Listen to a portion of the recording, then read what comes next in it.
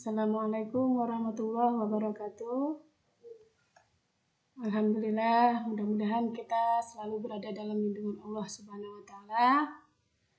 Baiklah, sholawat dan salam mudah-mudahan tetap tercurahkan keharibaan junjungan alam, yakni Nabi Muhammad SAW dengan lafaz Allahumma sholli ala Sayyidina Muhammad wa ala ali Sayyidina Muhammad. Di sini saya akan menjelaskan tentang materi bab ketiga untuk pelajaran Al-Quran Hadis, yaitu hukum mim sukun atau mim mati, di mana hukum mim sukun atau mim mati ini terbagi menjadi 3. Yang pertama yaitu ikhfa syafawi, dan yang kedua yaitu idgham mutamatsilain, dan ketiga yaitu idhar syafawi.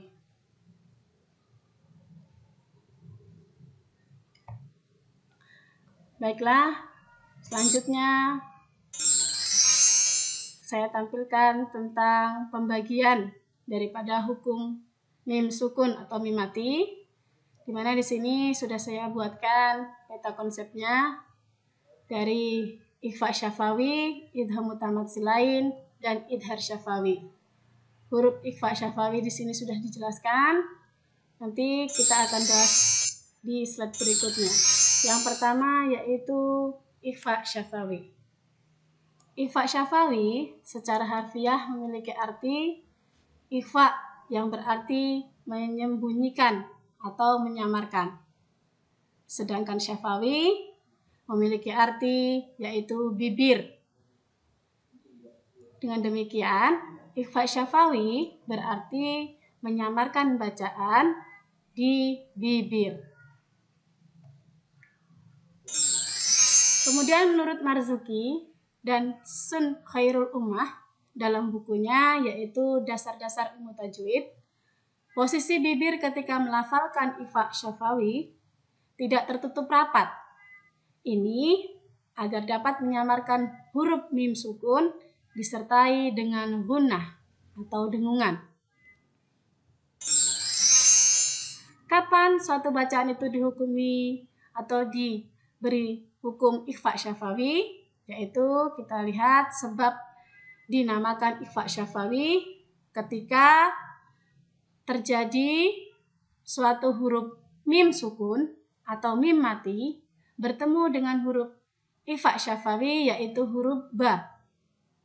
Contoh di sini hukum bacaan ikhfa syafawi ada pada Al-Quran ayat ke-15 dari surah Al-Insan, yaitu berbunyi Bismillahirrahmanirrahim, wa yutafu alaihim bi aniyatin min fiddatin wa akwab.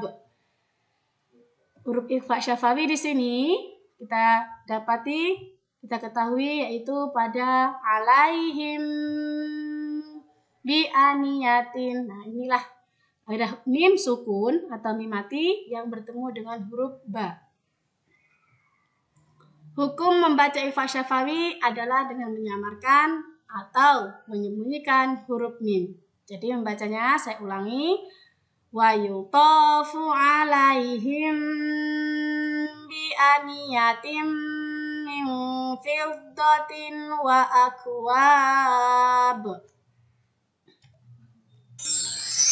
Selanjutnya, idgham yang kedua hukum mim sukun atau mim mati yaitu idgham mutamatsilain atau biasa dikenal dengan idgham mimi. Menurut bahasa, idgham artinya melebur atau memasukkan, dan mimi dimaknai sebagai 2 huruf mim yang berjejer. Bacaan idgham mimi harus dilafalkan sebanyak 2-4 harokat. Kita misalkan harokat ini adalah ketukan. Jadi idgham mimi atau mutamatsilain ini kita lafalkan panjangnya sebanyak 2 harokat atau 2 ketukan seperti ini. Atau 4 harokat berarti 4 ketukan. Posisi bibir ketika membaca idgham mimi adalah tertutup dan sedikit bergetar untuk mendengungkan bacaan mim tersebut seperti yang tertulis dalam buku Dasar-Dasar Ilmu Tajwid karya Marzuki dan Sun Khairul Ummah. Langsung sebab dibaca idgham mimi atau kapan suatu bacaan atau ayat dihukumi idgham mutamattsilain, yaitu apabila ada mim sukun, mim mati, bertemu dengan huruf mim yang berharokat. Contoh dalam Al-Quran terdapat dalam surah Al-Mutaffifin ayat ke-14 yang bunyinya Bismillahirrahmanirrahim. Ala qulubihim ma kanu yaksibun. Di mana letak hukum bacaan idgham mimi? Yaitu di bacaan qulubihim di huruf himma inilah yang dimaksud atau yang dikatakan dengan hukum idgham mutamattsilain atau idgham mimi. Ada mim sukun bertemu dengan huruf mim yang berharokat.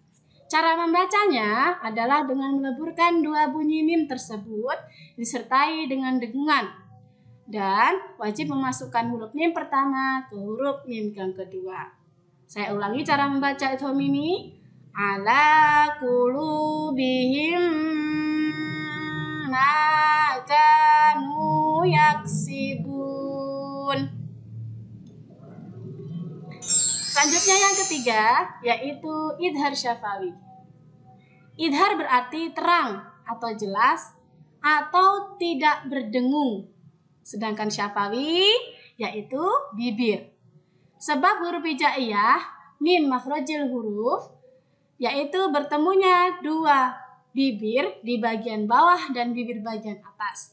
Dalam istilah yang ada dalam ilmu tajwid, idhar syafawi yaitu melafalkan huruf-huruf hijaiyah yang bertemu dengan huruf mim sukun dengan terang dan jelas, dan ini tidak disertai dengan berdengung atau gunah. Dalam idhar syafawi bisa terjadi pada satu kalimat. Kapan suatu bacaan atau ayat tersebut dihukumi bacaan idhar syafawi? Yaitu ketika ada mim mati atau mim sukun bertemu dengan salah satu huruf hijaiyah yang 26 selain huruf ba dan huruf mim. Kenapa demikian? Karena huruf ba tadi sudah termasuk huruf ikhfa syafawi, sedangkan mim merupakan huruf idgham mutamattsilain atau idgham mimi. Maka dalam huruf hijaiyah selain huruf mim dan ba, apabila ada huruf mim mati bertemu dengan salah satu huruf yang selain huruf mim dan ba, itu dibaca huruf idhar syafawi. Contohnya ada pada surah Al-Fatihah ayat kedua di sini. Alhamdulillahi Rabbil Alamin. Di mana bacaan idhar syafawinya terletak pada kata hamdu. Dan di sini ada mim mati bertemu dengan huruf dal. Saya ulangi, cara membacanya harus jelas. Alhamdulillahi Rabbil Alamin. Cara membaca huruf idhar syafawi harus terang di bibir dengan mulut tertutup. Bacaannya harus lebih jelas apabila mim mati bertemu dengan huruf waw maupun huruf fa. Jadi bacanya ketika huruf mim sukun atau mim mati bertemu dengan waw dan huruf fa, maka harus lebih jelas lagi, diperjelas bacaan idhar syafawi. Baiklah, kesimpulan untuk pembelajaran hari ini yaitu mempelajari ilmu tajwid menjadi keharusan jika ingin membaca Al-Quran dengan baik dan benar.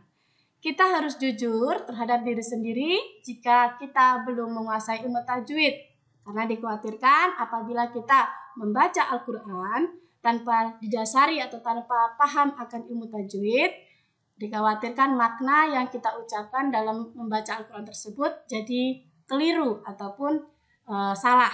Maka dari itu wajib hukumnya ketika membaca Al-Quran kita harus paham dan menguasai akan ilmu tajwid.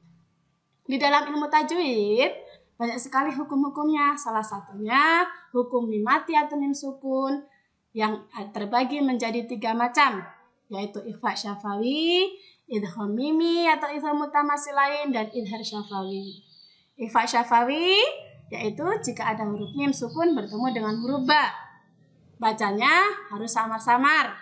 Kemudian yang kedua idgham mutamatsilain atau disebut idgham mimi, apabila ada mim sukun bertemu dengan huruf mim atau huruf mim yang berjajar. Cara membacanya dengan berdengung. Yang ketiga yaitu idhar syafawi.